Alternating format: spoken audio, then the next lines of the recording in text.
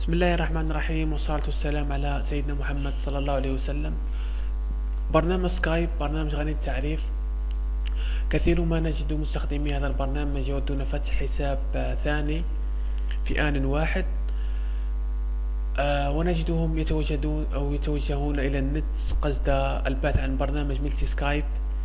وهذا البرنامج غالبا نجده مثغر وبه فيروسات تؤثر بشكل سلبي على الكمبيوتر.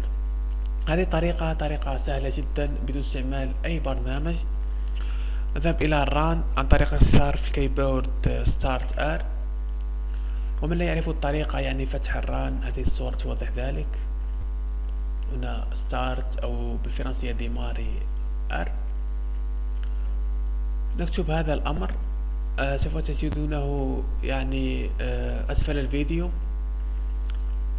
هنا المسار سكايب يعني المنصب فيه. إن كنت منصب في مسار آخر يمكنك كتابته هنا، ثم أوكي.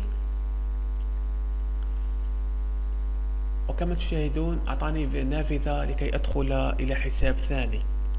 هنا الحساب الأول، هنا الحساب الثاني.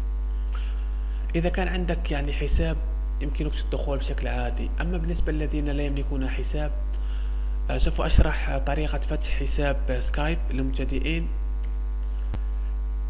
هنا create account، فتح حساب جديد.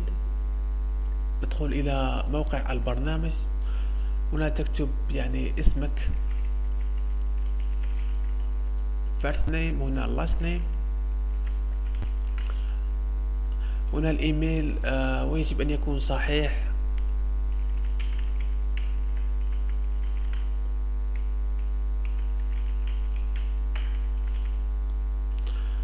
هنا نعيد الإيميل الجديد. هنا كما تشاهدون يعني قال لي بأن الإيميل مستعمل. أنا حقيقة استعملته. أنا أود فقط الشرح. إذا يجب أن تستعملوا إيميل غير مستعمل من قبل. هنا بعض الانفورميشنز عنك، يعني هذه ليس مهمة. هنا الكاونتري، الدولة، هذه مهمة لأن هنا يعني نجمة، أين تجد النجمة، فهي معلومة مهمة يجب وضعها. اختار الجزائر. هنا language English، أنا اختار English. اختار أي يعني أي لغة. هنا الفون غير مطلوب، غير مهم. هنا الطريقة يعني لماذا تريد التواصل بالسكايب، غير مهم أيضا. وهنا اسم الحساب.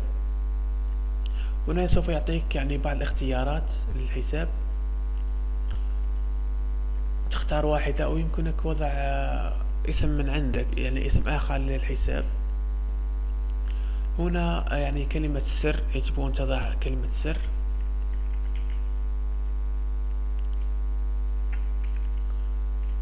هنا يقول لك يعني يجب أن تكون أقل من 6 أو أكثر من 20.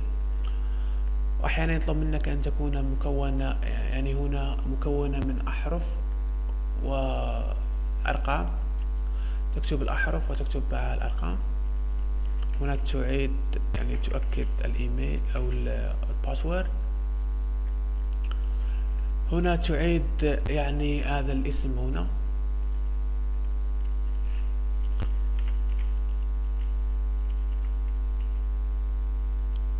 يجب وضع يعني كما في الصورة، ثم تضغط I agree and continue. عندما تضغط هنا سوف يفتح لك الحساب، حساب جديد. مبروك عليك، وتدخل إليه هنا من جديد. سوف أدخل إلى الحساب الذي سجلت به الجديد. هنا الإيميل أو الباسورد عفوا. سينج إن، تسجيل الدخول.